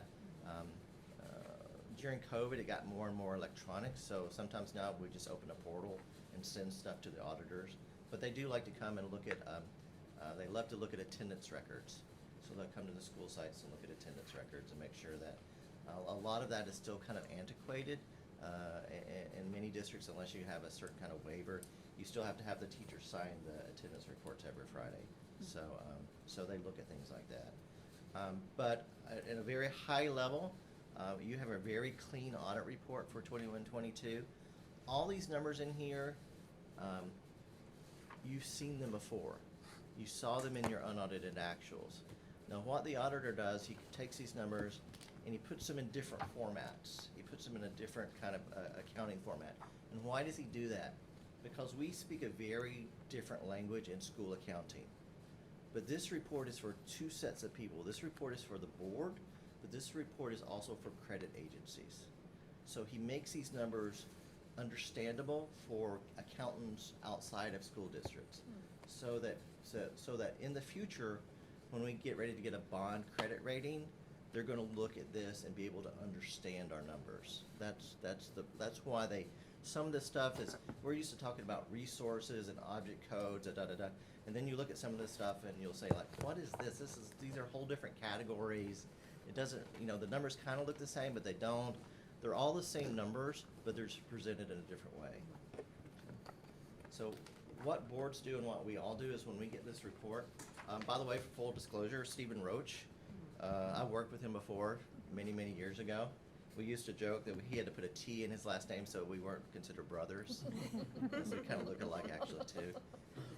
But I worked with him a long time, in many school districts, and he's very tough. So some of your audit findings you may not have with another auditor because he's very particular about his audits. So, and I'll touch on that in just a second. The one that you guys brought up is there's one that talks about an adverse finding. Everything else is unmodified, and the one that says adverse. And you may not see that if another auditor had done this report, because that's saying that for your foundation, he did not have access to some of the financials of the foundation. Some auditors will point that out and note it as adverse, some will not. But he let us know in some emails with the superintendent and myself that he always points that out, and there's many, many other districts in Marin County that have that same finding, just because the foundations are such an important part of how we do business. So I'm not really concerned about that. Everything else is unmodified. We did have 3 audit findings at the very back of the report. There 2 of them are very ministerial in nature. One was when we post public hearings, we have to make sure that we have proof that we post them in certain places. So Beth and I think it was done correctly, but we don't have proof. But we have a process in place. Remember, this time last year you had a lot of changes in staffing at the district office, so you've got a lot of people coming and going. So that's not a concerning audit finding. The other one was to note that we have sufficient foreign language materials. So if you have you're teaching foreign language, you have to note there's a process of saying we have sufficient foreign language materials for our students. So those were the 2. kind of ministerial kind of findings. And there was one finding about budget, and I think one of the board members brought this up. And basically what the auditor has said is that when you finish doing your budget postings for the year, get them as close to what you think is going to be accurate as possible. What happened last year, and I've dug into this a little bit more, is that there was some programs that we didn't post the revenue and expenditure budgets, and they came in, so it shows in the final unaudited actuals, it shows an expenditure that's higher than the budget. So he pointed that out. So it's just a matter of, as we go through this process, we make sure that we keep our budgets posted monthly. We look at them, on a really in-depth at every interim period. And when we get to June and July, we're so busy trying to get the books closed and do everything, but that's the opportunity to really do those final budget transfers and adjustments and make sure that we have everything posted. But otherwise, it's an extremely clean report. There's nothing that I saw that raised any concerns. And if there were things in here that were troublesome, the auditor would have come to speak with you tonight. So. Great. Thank you. And we've worked with Stephen Roach for a long time. Okay. Now, is there a process for rotating auditor? There is. occasionally? There is. It put about a rotating auditor. There's like kind of the 5 years is kind of the time that you look at rotating. A lot of times what you do is you use the same firm and you just get a different auditor within the firm. So it's something we can look at if that's something the board wants to do. Also, just for everyone to know, I get a letter from them certifying that I've seen this and received it and been presented. So there's another check system. This is being reviewed. No, but this looks really good. Great. Thank you very much. Thank you, Wade. So we are looking at each of these and approving them. Is that right? And Yeah, two separate items. two separate items, A and B, right? And Yeah. one is the performance audit and one is the, 1A is Right. the KSD's audit report, Right. fiscal audit report for the 21-22 school year, so. and I'm seeing staff recommend approval as presented on both of these cover sheets. So we'll take these one at a time. On item L1A, we've had a move and a second. Have we did we do moves and seconds on both of them? No, just the first. No, just Okay, the so we'll first. vote on that and then we'll do the second. So on L1A, action, consider the approval of Kentfield School District's audit report for the 21-22 school year. All those in favor? Aye. Any opposed? The audit report is approved as presented. On L1B, consider the approval of the Kentfield School District's Measure D performance audit and the Measure D financial audit. Looking for a motion? So moved. Annie, looking for a second? Second. Benny. We've had the discussion on this topic. Any further discussion from the board? All those in favor? Aye. Any opposed? The Measure D performance audit and Measure D financial audit are approved as presented. Moving on to L2, calendar.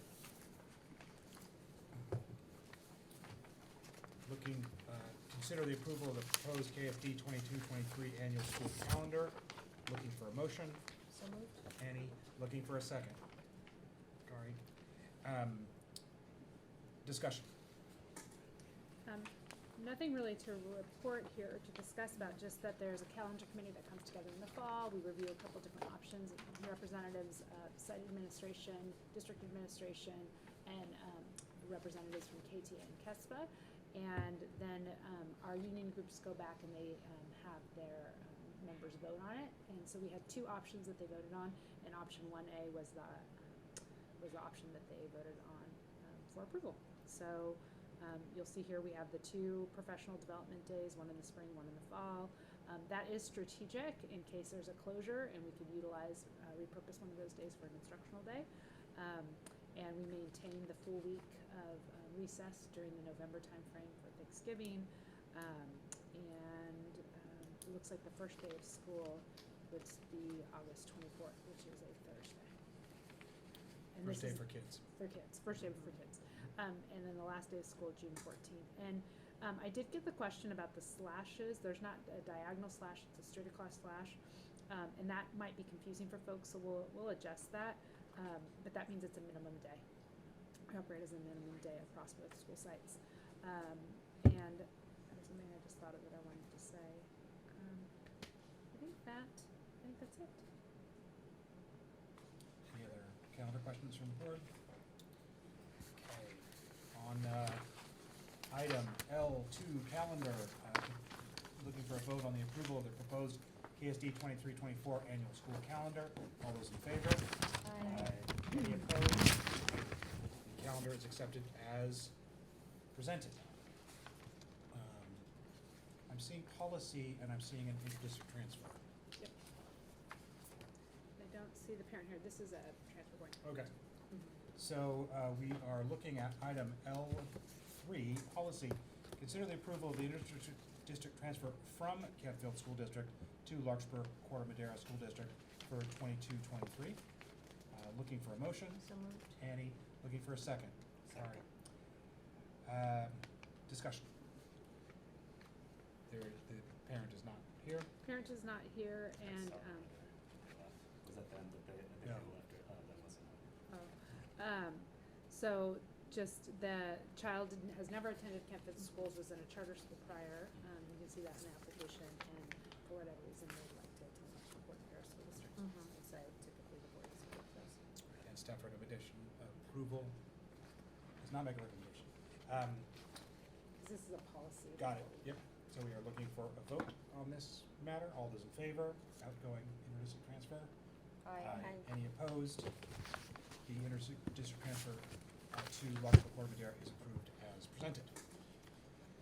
Moving on to governance, are there members of the audience that we can excuse if they choose to? 6:53. Wow. Wow. To record. Yes. I told my husband 8. Oh, I came Well. so prepared. Sorry, 7 minutes before I have to go home. Exactly. Happy hour. And Exactly. thank Yeah, you for the happy hour, flexibility. right? Thanks, guys. Have a Thank great you. evening. Have a good evening. So funny, I came Right. so prepared. I came with 2 things of tea, snacks, like after the last time. I was know, so my last hungry. trip was long. Yeah. I intentionally ate my lunch like super late, so I think Thank you. Thank you. Thank you very much. Alright, thank you. Stay dry out there. Bye. They look so happy. I know. Yeah, That's all right. We have time later. we can do it. Yeah, that's no problem. Good night. All right, moving on to governance. So we're gonna do board meeting highlights and then future agenda items. Board meeting highlights, I guess it's easy to include the educational showcase, which I think was great. Great reminder for someone like me who's seen this process all the way through, how valuable it is that we give these kids, every kid, a foundation in music. Yeah. You know, no kid leaves this school without knowing how to read sheet music. Yeah, it's great. It is. And Becky Boone's a big part of that, so She's celebrate great. her. Other things that we should highlight? The mathnasium. Mathnasium? Yeah. Kicks off, yeah. I think the Lion King and the early interest the around drama. that Yeah, is huge. I wonder if we yeah. might tie that in with music, because it's also Yeah. kick Oh, yeah, that's supported, good. right Yes, into that? yes. Yeah. Would that be a good, or is that too double-barreled?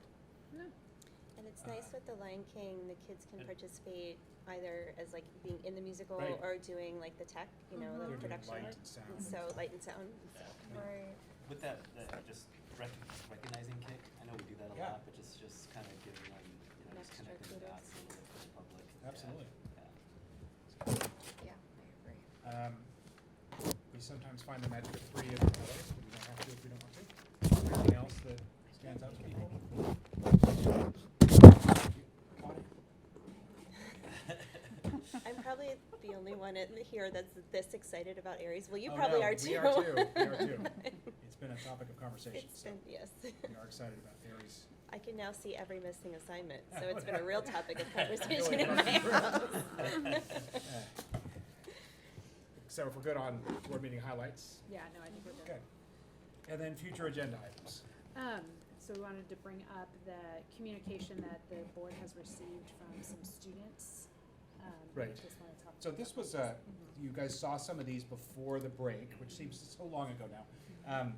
This was letters of advocacy from 7th grade students that were looking for us to recognize Indigenous Peoples' Day. you know, I read through a number of them over the break, very well considered points. Some of- were very passionate. They really were, and Yeah. things, and inventions that have come out of these communities, all kinds of things, but we're certainly need to see. We will respond to these letters individually, thanking them for their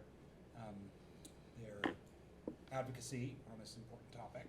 And I think it would be appropriate to schedule it as a public agenda item. Yeah, so what we will do is respond back to them, and then what we could do is we could have it as an agenda item as a report out at the next board meeting. We could invite them to come if they wanted, but just to say, you know, this is what we received, we responded back. This is not the first time the board has received something similar, and each student received a response. I could go back and look at the board agendas. I don't think we invited them to come back. I think we agendized it because we wanted to talk about the way in which we were gonna approach it. And so we just, thinking that we just approach it the same way we did previously. The president will write a response back that everybody will be copying on. The teacher that initiated this has been responded to. That was prior to the break that we'd get back to the students.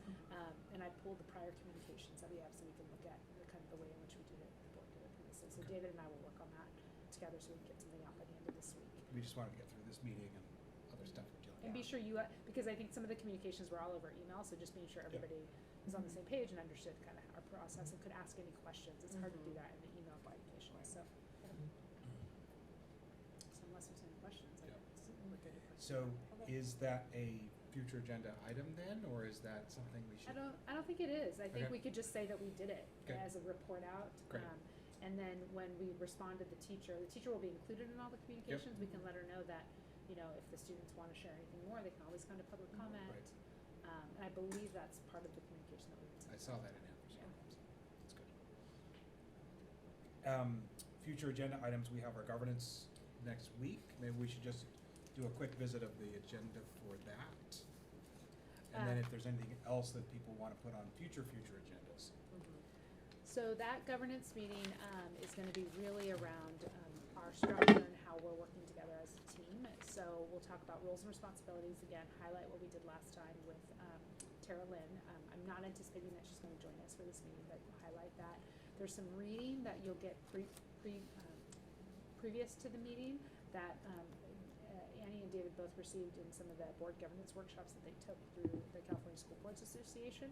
So just to help frame up the role of the board.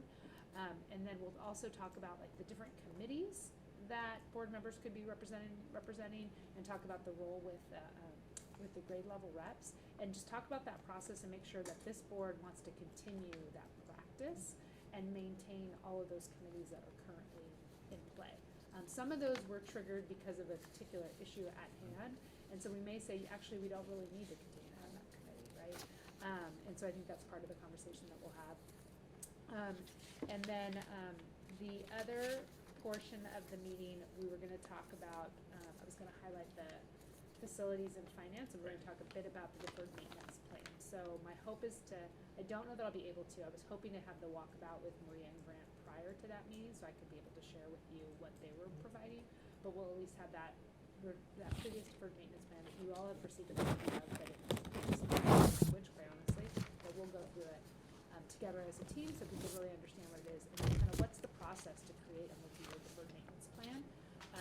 Wade has shared with me other deferred maintenance, like 5-year deferred maintenance plans that he's developed and used in other districts, and there's a formula that he uses to set aside money on an annual basis from the general fund to address various things. I think it's really important because one of the things that I'm finding is, and it's because we want to be responsive, so I get why. Is myself or our director of maintenance gets requests quite often, like we need new shades, or we need to remove this tree, or we need a this, or we need a that. And we want to go through the formal process of we need to get a quote, we need to do a requisition, we need to make sure we have the money.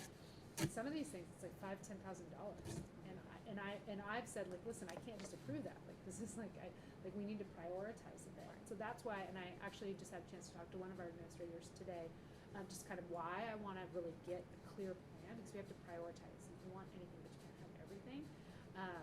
And then also leverage some of our partners because as Kik mentioned, they have this overage money. And they've been super, super kind. So an example would be like we had to get new mats for the basketball gym, or for the gym, not the basketball gym, but new mats for the gym. And I thought, well, I wonder if Kik would fund that. And so I asked them, and they said yes. And so it's trying to leverage then. There's lights that we need for the gym and the multi over at Basage, or over at Kent. And I was thinking, well, you know, I wonder if KIC would use the overage money for that, because we can tie it to the performances, we can tie it to the games, and why use our general funds if they're willing to, and then they can highlight that for them. So anyways, those will be some of the conversations that we'll have with the board governance. I like the way that you're tying it to something they're already doing or something that is kind of high profile, right? Right, Because exactly. they need that money, everybody to see how their checks are being used. Yeah. Right. So I think it was really strategic. That's great. Mm-hmm. Is there anything else that's on people's minds in terms of future agenda items?